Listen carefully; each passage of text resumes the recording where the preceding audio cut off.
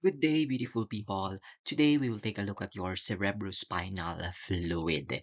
Your cerebrospinal fluid, of course, is located in the central nervous system. And please note that your CSF, this one is first recognized. Yes, it is first recognized by Kutugnu in 1764. That is for your cerebrospinal fluid. Please note that here are the reasons or yes, here are the reasons why we analyze or we test cerebrospinal fluid. First is to diagnose, okay, encephalitis, meningitis, multiple sclerosis, neurosyphilis, and subarachnoid hemorrhage, among other diseases that affect that affect the central nervous system. Please note again that your CSF or CSF analysis is requested to diagnose or in cases of the following. Okay, when someone is suspected with encephalitis or when someone is suspected with meningitis, okay, spinal tap is done and this what you call spinal tap is done and cerebrospinal fluid is sent to the laboratory for analysis accordingly. And yes, these ones are reasons or indications of cerebrospinal fluid analysis of your CSF analysis. Accordingly, please note that, of course, when you are processing samples coming from individuals with meningitis, please be in your complete personal protective equipment. And yes, please be in your personal protective equipment and as much as possible. If the sample comes from a patient with meningitis, you process samples under a biosafety cabinet. Okay, because please note that this one may kill an individual. These diseases, okay, meningitis, okay, can kill.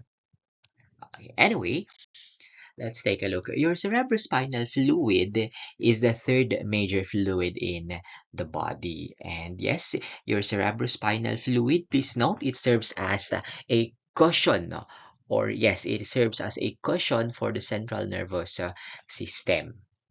Okay, it serves as a cushion accordingly. How? Accordingly, your cerebrospinal fluid absorbs shocks so that the brain and the spinal cord do not, what you call this, they do not slam, okay, or they do not come in contact very close against the skull or the vertebrae. Okay, it serves as a caution. Anyway, yes, your cerebrospinal fluid, what you call this, helps the brain to float. The CSF helps the brain to float accordingly. Okay, and yes, in when it floats, it reduces the effective weight of the brain. When it floats, it reduces the effective weight of the brain, thereby preventing the pressing down of the brain on the skull. Okay, again, your cerebrospinal fluid helps the brain to float. And with that, it reduces the floating mechanism. The floating that happens will reduce the weight of the brain so that it will not press down against or it will not press down on the skull. And please note, yes, your CSF keeps the brain's chemical environment stable. It keeps the chemical environment of the brain stable. Okay, how? Of course, it will ensure neurons. Okay, it will ensure neurons function properly and your CSF, please note that it is a medium for minor exchange of nutrients and waste products. Please note again, it provides supply of nutrients to the CNS tissues and in return, it also removes metabolic waste accordingly. Your CSF is a medium for a minor exchange of nutrients and waste product between the blood and the adjacent nervous tissue. That is for your cerebrospinal fluid accordingly. Anyway, please note that your CSF, this is the third major fluid in the body, and please note that it is not an ultrafiltrate of plasma. It is not an ultrafiltrate of plasma. That is according to your Strasinger. Okay, your CSF is your third major fluid. Of course, the major fluid is blood, of course. And then you have your urine. Third, of course, you have your cerebrospinal fluid accordingly. Anyway, let's take a look at your brain here.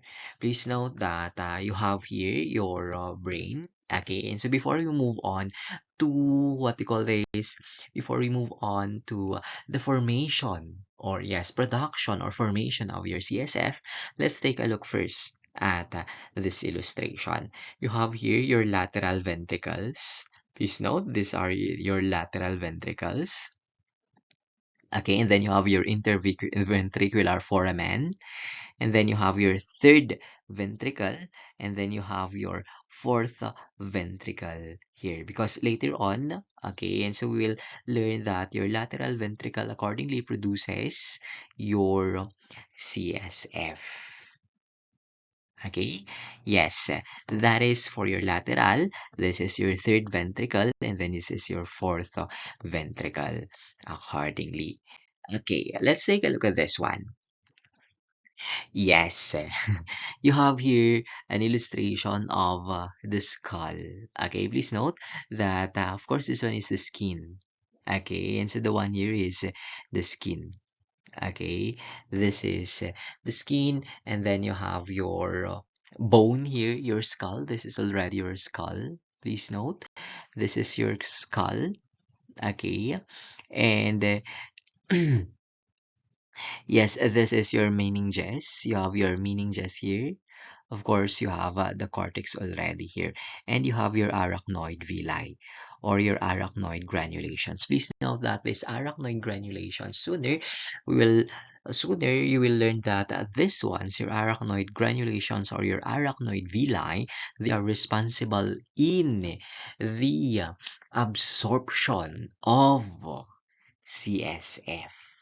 Okay, they are responsible in the absorption of CSF. Of course, you have your subarachnoid space here.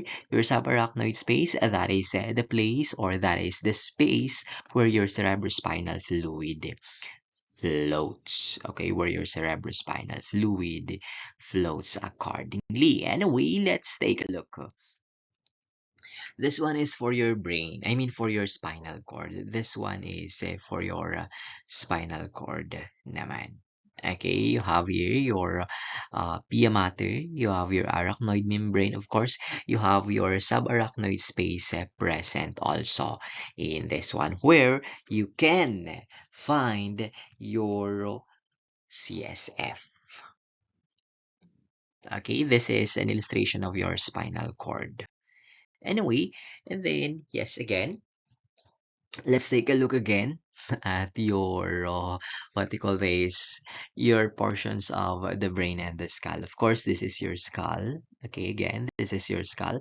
That is your skin, and then you have here your subarachnoid space. Your subarachnoid space, that is the place where you can find the CSF, the cerebrospinal fluid. Okay, it is located your subarachnoid space or your what do you call this? Your cerebrospinal fluid is located between the pia mater. Okay, it is located between the pia mater and arachnoid matter. It is located between the pia mater and arachnoid matter. Of course, this portion here is your brain tissue or your neural tissue accordingly.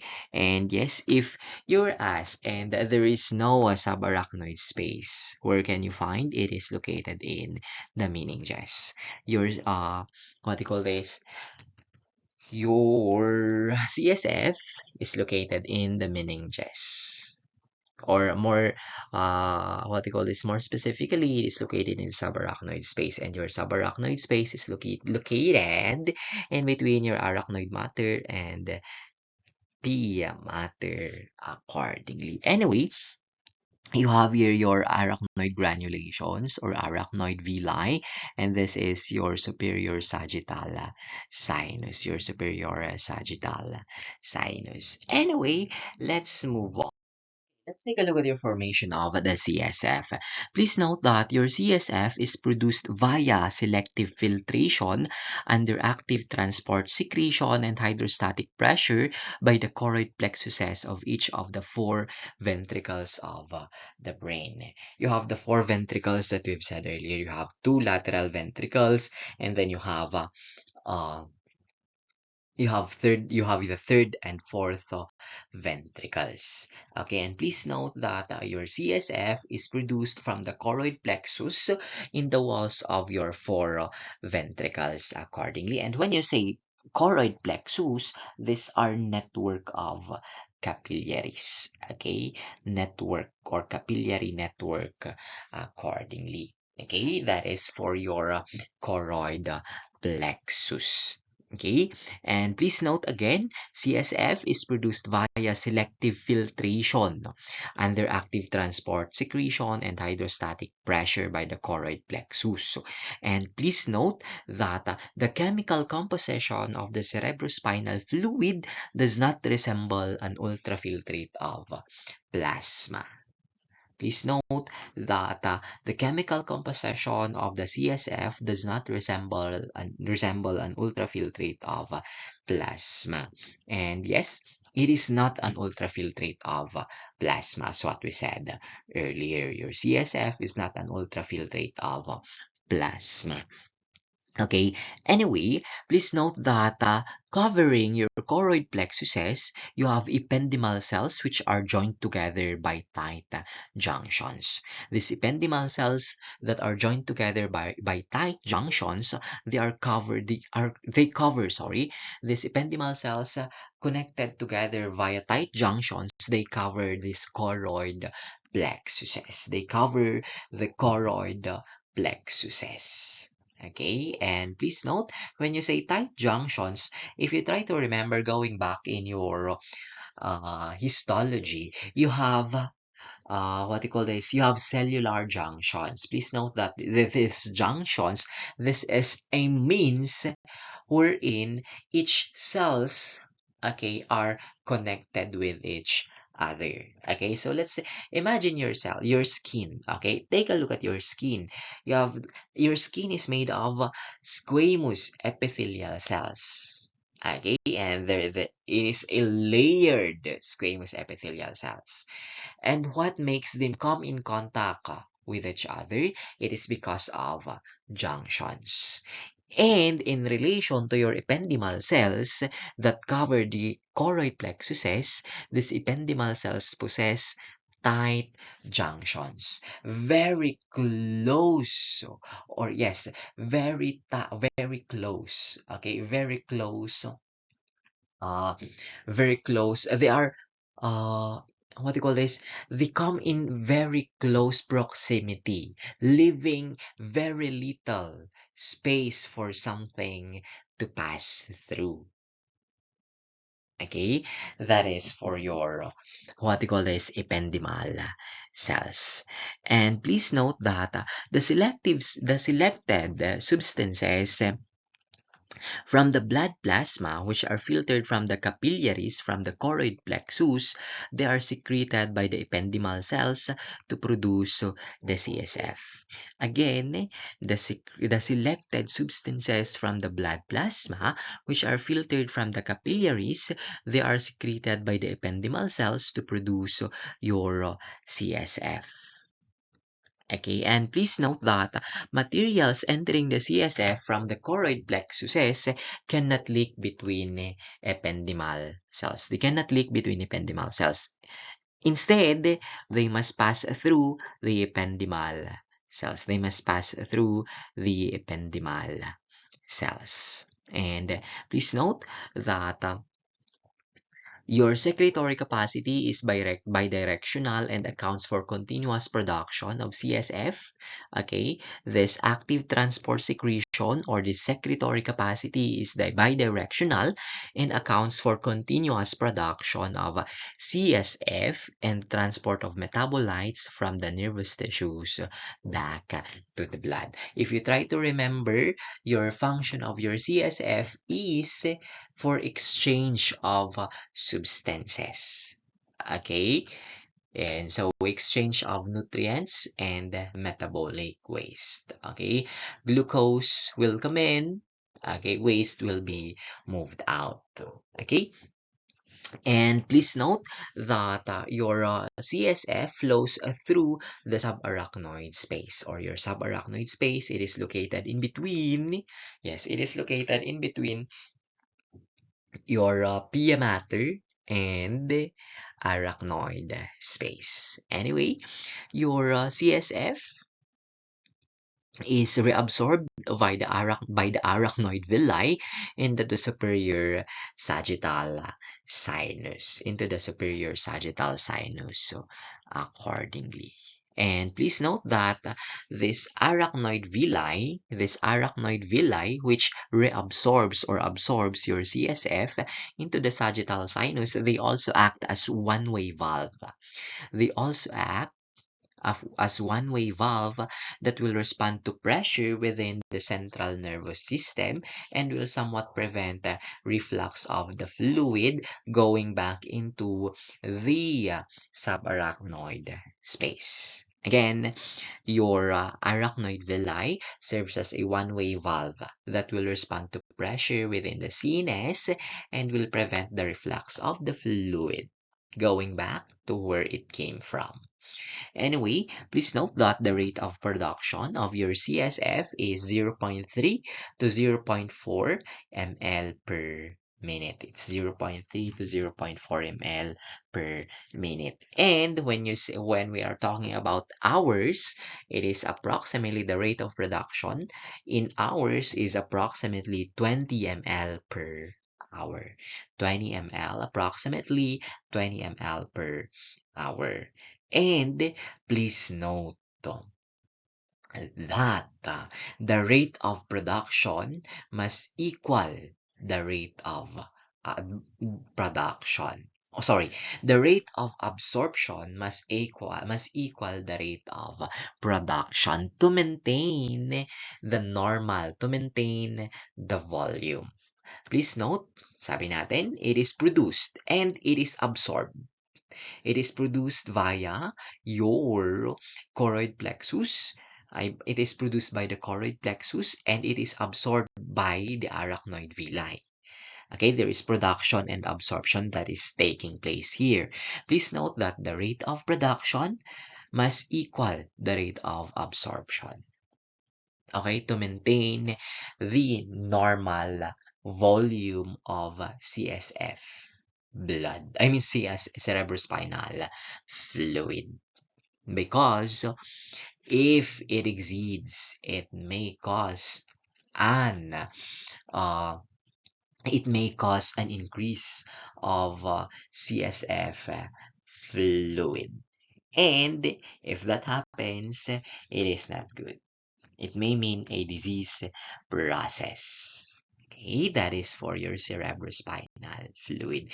The rate of absorption should equal the rate of production to maintain the normal volume of the CSF.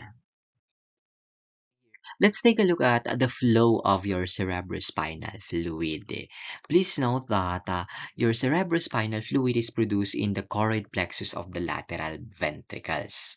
Okay, it is produced in the choroid plexus of each lateral ventricle.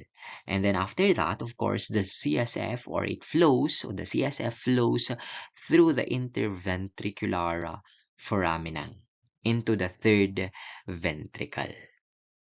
Okay, please note that it flows into the it flows through the interventricular foramina going to the third ventricle.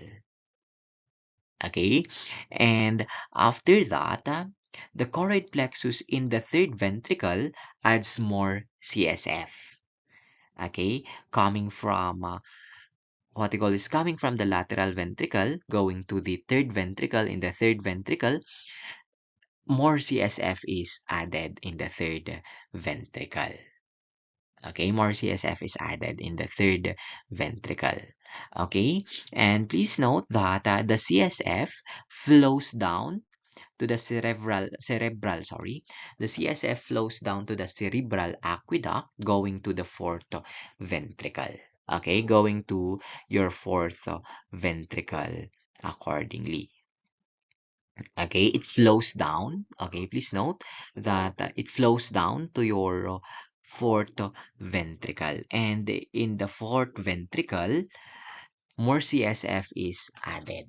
More CSF is added in the fourth ventricle accordingly. Please note that more CSF is added in this fourth ventricle.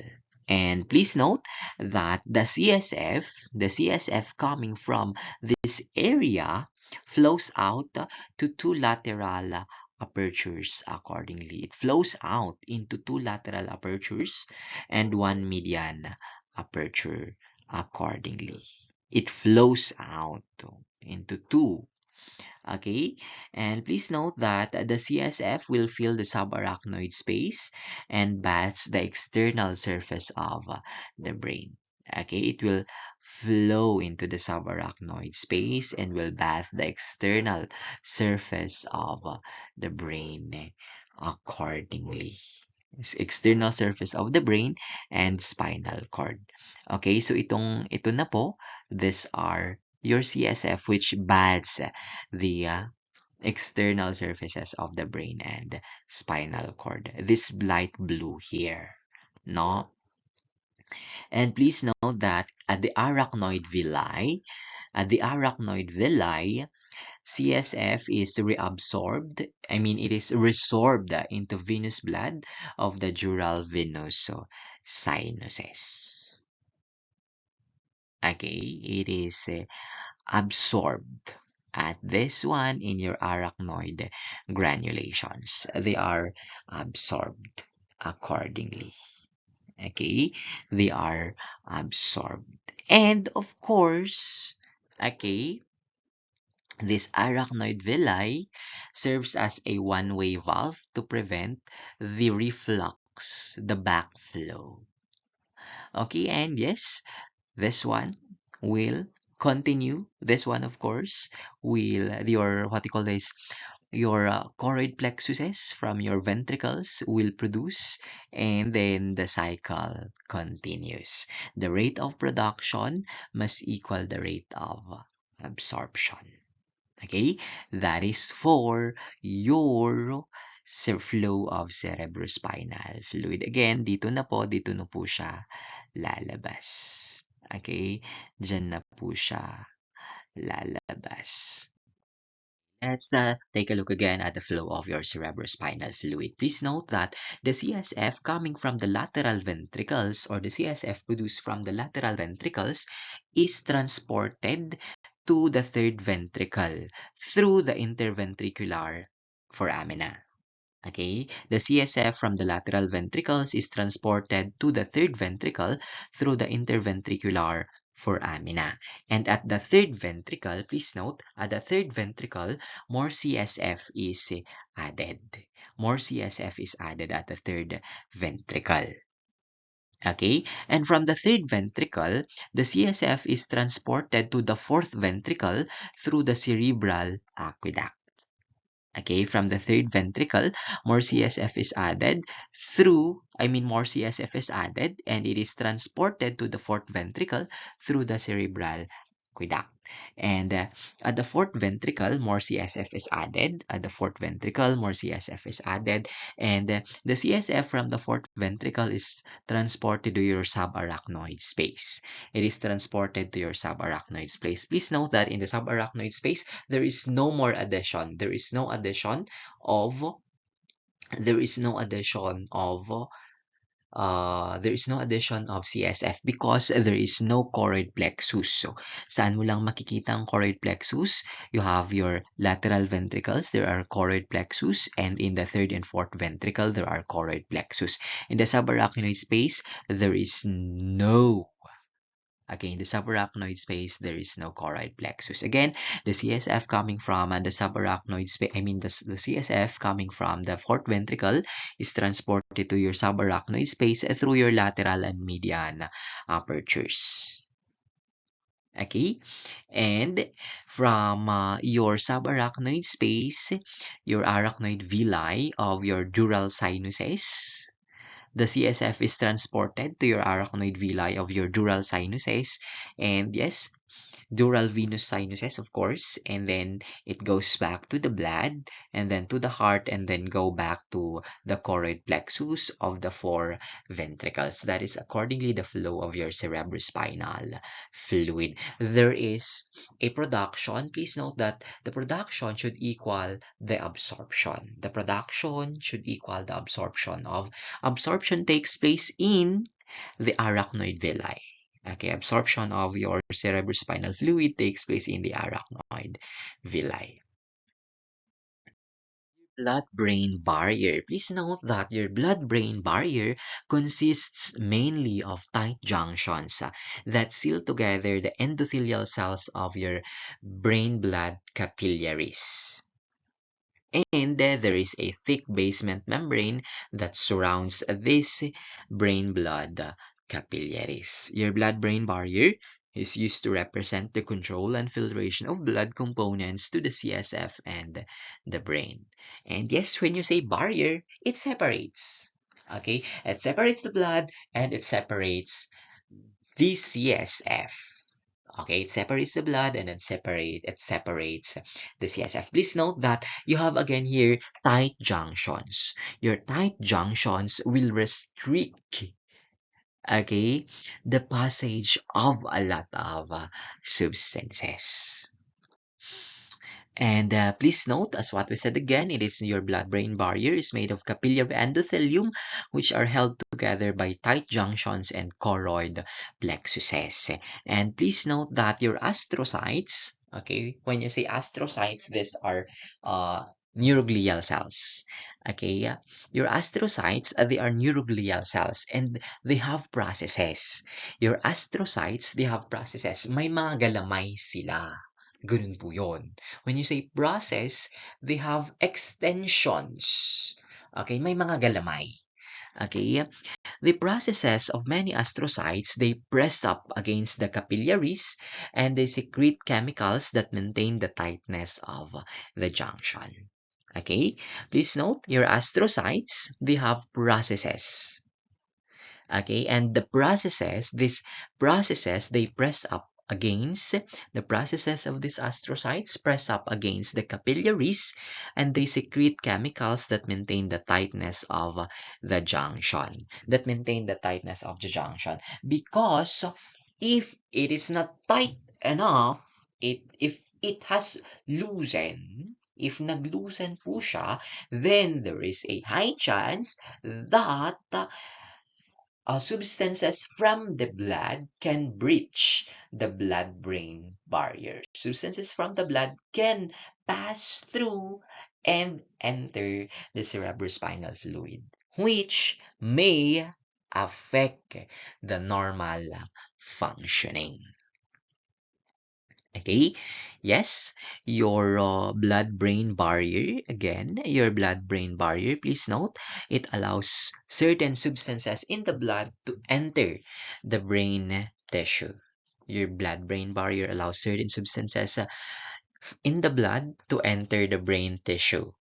And yes, it will allow as well as it will prevent the passage of other substances. So, in the blood-brain barrier, you have your lipid-soluble substances. They may pass through the barrier. Steroid hormones, they can pass through accordingly.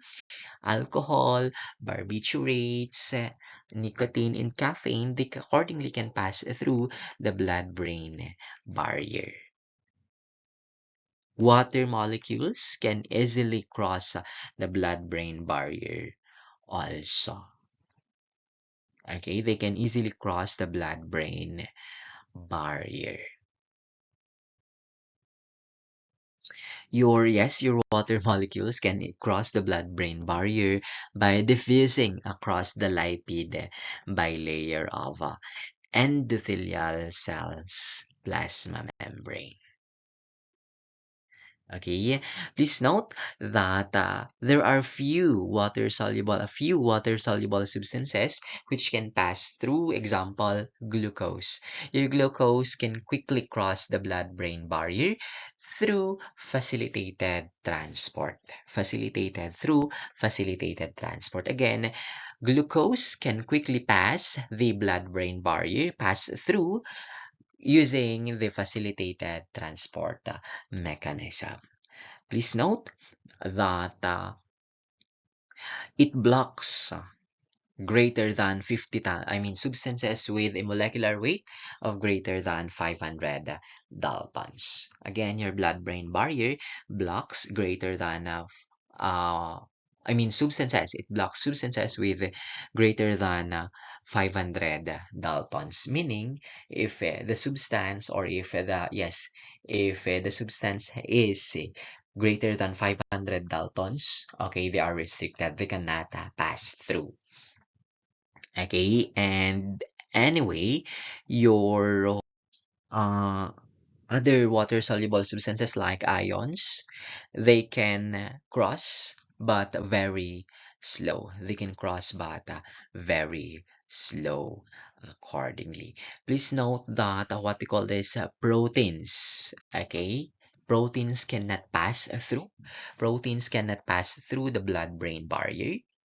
Okay, antibiotic drugs, okay, accordingly, they cannot pass through or they do not pass at all from the blood going to the brain tissue. But then, please note that in case there is a damage to the blood-brain barrier, then, okay, if there is a damage to the blood-brain barrier, then this one will allow entrance of increased proteins and coagulation factors.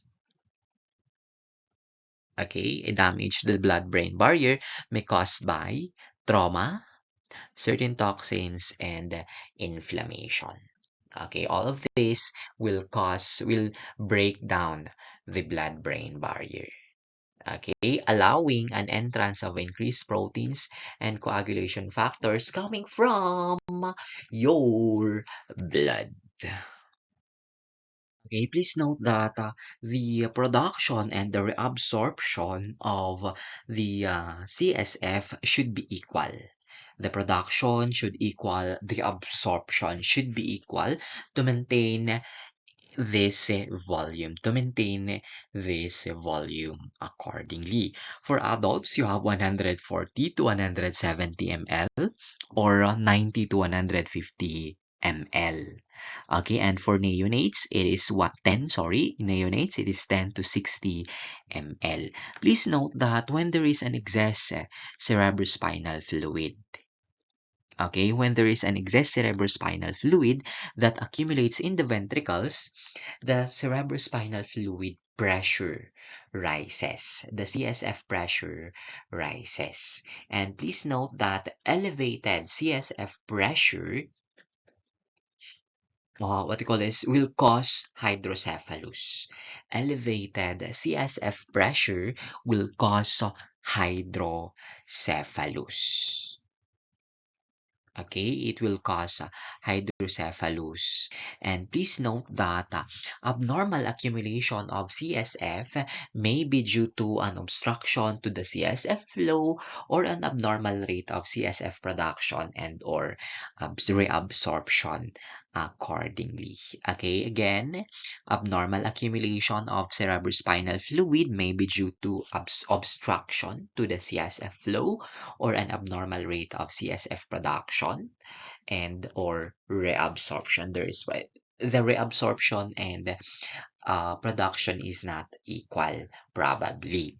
Okay, and please note that in babies, no, in babies with open fontanelles, okay, in babies with open fontanelles, okay, the head bulges due to an increased pressure. Okay, in babies with an open fontanelles, the head bulges due to an increased due to the increased pressure. And if the condition persists, then fluid may build up and will compress. Okay, the fluid may build up and may compress tissues and will possible damage the nervous tissues. Please note that the nervous tissues, they are delicate. They are delicate. And yes, hydrocephalus. Please note, so when you say hydrocephalus, there is again increased CSF pressure. And in cases of hydrocephalus, please note it is relieved by draining the excess fluid. It is relieved by draining the excess CSF fluid. Anyway, let's take a look at the sample collection and handling for your cerebrospinal fluid. Okay, your lumbar puncture or your spinal tap, this is the routine method for cerebrospinal fluid collection. Please note that medical technologists, they are not trained to do lumbar puncture or spinal tap. Again, your medical technologist and yes, your medical technologist, you are not allowed to perform or to collect or to perform lumbar puncture or spinal tap accordingly. Your doctors, okay, they are the ones trained to do this one. Okay, and so what do medical technologies do? They are only there to run the sample, to do the analysis. Anyway, please note that in lumbar puncture, a local anesthetic is given. Okay, a local anesthetic is given and a long hollow needle is inserted into the subarachnoid space to withdraw CSF, of course. And yes, in cases, okay, and so why do we need to obtain CSF? Okay, para po sa usaping ito, it is for diagnostic purposes. Okay, it is for diagnostic purposes. Okay, uh, your spinal tap are also done to introduce antibiotics. Okay, spinal tap are also done to introduce antibiotics. I mean, for your information. Okay, yeah, spinal tap are also done to what you call this, introduce contrast media for myelography. And spinal tap, they are done to introduce anesthetics as well as to administer chemotherapy. And spinal tap, it is done to measure the pressure. Okay, and also to evaluate the effects of treatment for diseases. Okay, and so but then for such purposes, for our lecture here, the purpose of spinal tap is to obtain a CSF needed for testing. Obtain CSF needed for testing accordingly. Okay, anyway, the site is between the third and fourth lumbar vertebrae or between the fourth and fifth lumbar vertebrae. The patient should be accordingly in a fetal position, fetal or lateral decubitus position, fetal or lateral decubitus position. And cisternal puncture is done, cisternal puncture, okay, you have the CSF is collected from the suboccipital region. Okay, your cisternal puncture, the CSF is collected from the suboccipital region. And then ventricular puncture, it is used in infants with open fontanelles. It is used in infants with open fontanelles according lumbar tap or your spinal tap or your lumbar puncture.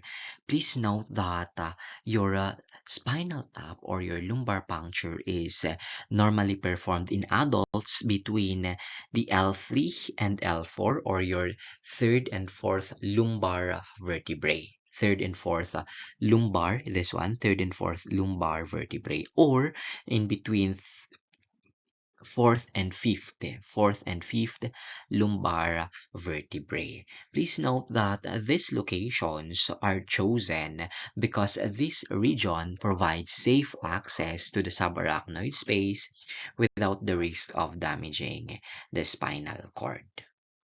Again, these are your locations between third and fourth lumbar vertebrae or between fourth and fifth lumbar vertebrae. Because again, these sites or this region, they provide a safe access to the subarachnoid space without the risk of damaging the spinal cord. Because probably this is already the tail, no?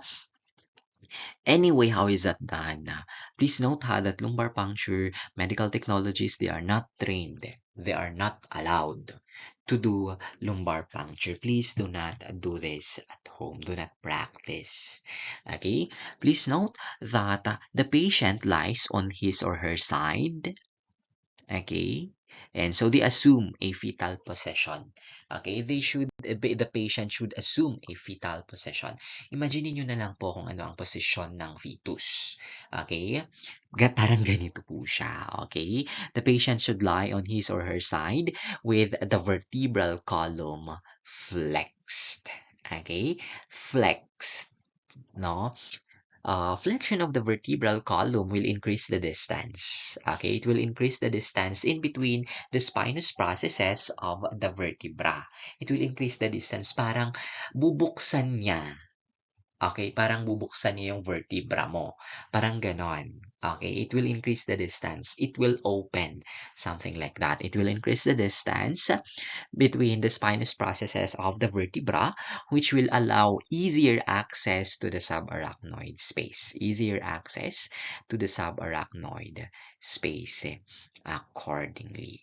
But then, please note that there are precautions in performing lumbar puncture. There are precautions in performing lumbar puncture, including measurement of the intracranial pressure, and of course, it should be a careful technique because you are dealing with nerves here. Okay, you are dealing with the CNS here already.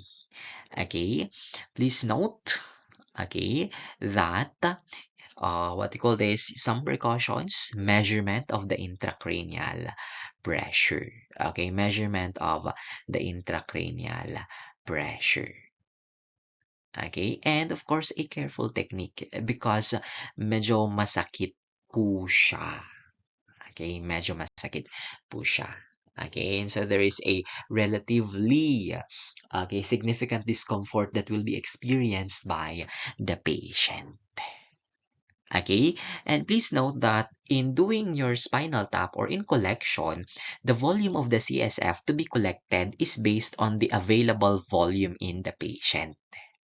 Okay, again, a volume of the CSF to be collected is based on the available volume in the patient. Okay, yes, of course, you consider your patient here if it is an adult or a neonate.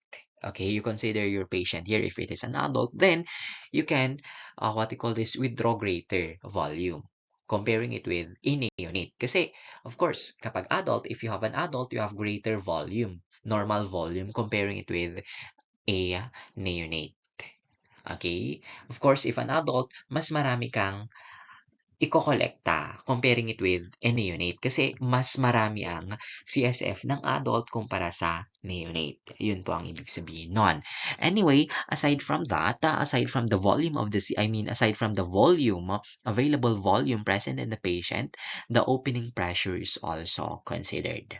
Volume of the CSF to be collected will be also based on the opening pressure. Okay, and this opening pressure is measured when the needle first enters the subarachnoid space. The opening pressure again is measured. The opening pressure is measured when the needle first enters the subarachnoid space. Okay, when the needle first enters the subarachnoid space. If there is an elevated pressure, okay, if there is an elevated pressure, it requires the fluid to be drawn slowly. Elevated pressure, you withdraw slowly. Okay, and so you withdraw slowly. And yes, you need to monitor the pressure also. You need to monitor the pressure accordingly. Okay, monitor the pressure, what you call this, to prevent the collection of a large volume. To prevent the collection of a large volume. Again, what you call this, the volume to be collected is based on the available volume if the patient is neonate or adult. Okay, and based on the opening pressure. The opening pressure is measured when the needle first enters the subarachnoid space. Anyhow, let's take a look at your CSF normal values before we move on. Your color of your CSF is colorless. Yes, it's colorless. It doesn't have a color because if the CSF you received as a color, then probably there is a disease process going on sa pasyente. Okay? The viscosity of your CSF, it is the same with water. Okay? It is the same with water. Meaning, hindi po siya malapot. Okay? And the clarity, it's crystal clear. Clarity is crystal clear. Anyway, the terms used in the clarity or appearance of urine sample, same lang din po. Okay, with CSF, there is clear, there is slightly turbid, milky, and whatever. Hazy is also present. We also use hazy in the CSF, the clarity of your CSF sample. But then for the normal clarity, it's it's crystal clear. And the specific gravity is 1.006 to 1.008. Please note that proteins are somewhat low here. Okay, in the CSF. And the pH is 7.30 to 7.45. That is the same with the blood, almost the same with the pH, normal pH of the blood. And the pressure is 50 to 200 millimeters of mercury. I mean, millimeters of water. Okay, the pressure is 50 to 200 millimeters. Yes po, it is millimeters of water po ito ha. Huwag pong kalimutan, it is millimeters of water. It's not mercury. Okay, it's 50 to 200 millimeters of. Okay, let's take a look at your samples, your cerebrospinal fluid samples. Please note that they are arranged in tubes. Okay, and so please note, okay, you have your tube 1. Your tube 1 is your CSF tube 1 is utilized for chemical and serological tests. Chemical and serological tests, please note, because these tests, they are least affected by blood or bacteria that is introduced during the procedure, during the collection procedure. Okay, your chemical and serological tests for your tube 1 because these tests are least affected by blood or bacteria introduced as a result of the CSF collection. Okay? And then, microbiological test for tube 2. Okay, microbiological test for tube 2. And then, what you call this, cell count for tube 3. Cell count for tube 3 because tube 3 is the least likely to contain cells that is introduced by the spinal procedure or by the collection procedure. Again, tube 3 that is utilized for cell count or hematology because it is the least likely to contain cells that is introduced by the collection by the lumbar puncture procedure. Okay, and please note that a fourth tube may be drawn, okay, for microbiology laboratory to better exclude skin contamination or for additional serological tests for your microbiology. Usually, please note, usually 3 tubes, Okay, usually 3 tubes. But then if there is an extra fourth sample, then it is utilized for microbiology. It is utilized for microbiology to better exclude skin contamination, or it can be utilized for additional serological tests. It can be utilized for additional serological tests accordingly. Please note that handling stat. Okay? Your CSF, your cerebrospinal fluid, you treat them as stat. Okay? You treat them as stat. Stat processing. Okay? Stat analysis. Stat release. Parang ganun po siya. Stat processing, stat analysis, stat immediate. Okay? Please note, it is stat. You treat CSF samples as stat. Okay, you treat them as stat. Please note, even if the doctor or the nurse did not request for a stat, then you treat it as stat pa rin. You treat it as stat. Okay?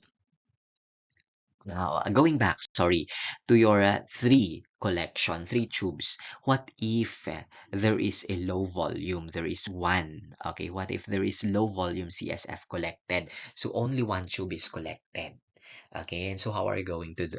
What will you do? Please note that your priority should be microbiology. Priority is microbiology, meaning dalhin mo muna, mauuna munang mag-process ang micro, and then after micro, then hema, and then after hema or after cell count, then chemistry or zero. Chem zero. Again, if there is low volume collected, low volume CSF is collected, okay, the priority is microbiology, followed by hematology, and then after you have, hematology, or what you call this, cell count, differential count, and then you have chem and serology. Okay, you have chem and serology accordingly. Anyway, please note that if there is left, okay, if there is left CSF from tube 1, from tube 2, from tube 3, okay, and so if there is left, then they should be frozen. Okay, if there is left, sorry. Okay, if there is left from tube 1, okay, and so after each section, or if there is left CSF from each section after they performed the respective tests request, okay, and so the what you call this, it may be utilized for additional chemical or serological test. Let's say, for example, nakapag-run na si micro, nakapag-run na si cell count, tapos na sila. Okay, and so they are done with, yes, they are done with their tests. Okay, nakapag-run na sila. Okay, the leftover, okay, and so may be used for additional chemical or serological test. Please note, do not discard. Do not discard excess fluid. Even if you're done running chemical test, even if you're done running microbiological or cell count, diff count, please do not discard the excess fluid. Do not discard, please. Yung mga natira po, huwag pong itapon. Save them, please. You please save them. Okay, they should be frozen. Okay, they should be frozen. Okay, mixed together and should be frozen until there is no further use for it. Okay, until there is no further use for it accordingly. They should be frozen. Okay, yung mga tira-tira na po from these tests, okay, huwag pong itapon. Okay, you freeze them until there is no further use for it. Please note. Okay, and yes, as for the handling, as what we said earlier, okay, stat basis. Stat po. Stat running. What if, okay, you cannot run right away? What if you cannot run right away? What if you cannot run right away? Ano pong gagawin? Okay, yes.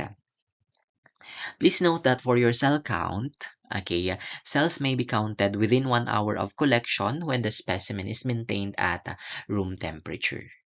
Okay, again, please note that in a cell count, cells may be counted within 1 hour, within 1 hour of collection when the specimen is maintained at room temperature. Okay, when the specimen is maintained at room temperature. Okay, but then, okay, please note, if you cannot run within 1 hour, if you cannot do cell count, diff count within 1 hour, please, you refrigerate them. You refrigerate them. Okay, you refrigerate at 2 to 8 degrees Celsius. Okay, 2 to 8 degrees Celsius for cell count or hematology sample. Okay, you refrigerate, please. Okay, at 2 to 8 degrees Celsius. You refrigerate at 2 to 8 degrees Celsius for your cell count or hematology samples. For microbiological tests, please at room temperature. Room temperature at 19 to 26 degrees Celsius. Please do not incubate, do not freeze. Okay, microbiological test, microbio sample, CSF. Okay, please do not freeze, do not place them in the refrigerator or do not place them in the incubator. Please. Okay, if you don't know what to do, okay, if you don't know kung saan mo ilalagay, you ask your staff. Tanungin po ang staff. If walang staff, tinanong mo din ang co-intern mo. If he doesn't know, if your co-intern doesn't know, iwan mo na lang sa room temp. Iwan mo na lang sa room temp. Okay, that is the safest. Iwan mo na lang sa room temp. Okay, if hindi mo alam, wala kang mapagtanungan na staff, okay, you cannot access the SOP, sige, iwan mo na lang sa room temp. Okay, iwan mo na lang po sa room temp. Microbiological test or microbiological CSF samples, please at 19 to 26 degrees Celsius. At 19 to 26 degrees Celsius. And for chemical and serological tests, if you cannot run it right after, kasi nga, stat basis po ito. If you cannot run or if you cannot do the test right away, then you freeze at negative 15 to negative 30 degrees Celsius. Negative 15 to negative 30 degrees Celsius accordingly. Okay? That is for your CSF samples. Tube 1, 2, 3. Okay? I guess we'll end here. Let's continue some other time. Yes, we'll continue with your tests. Okay, and xanthochromia and the rest of the parameters for your cerebrospinal fluid. And yes, thank you so much. This has been Gael reminding you to live fully, love deeply, laugh often, keep learning, and never forget to enjoy the ride. Thank you so much, and see you around.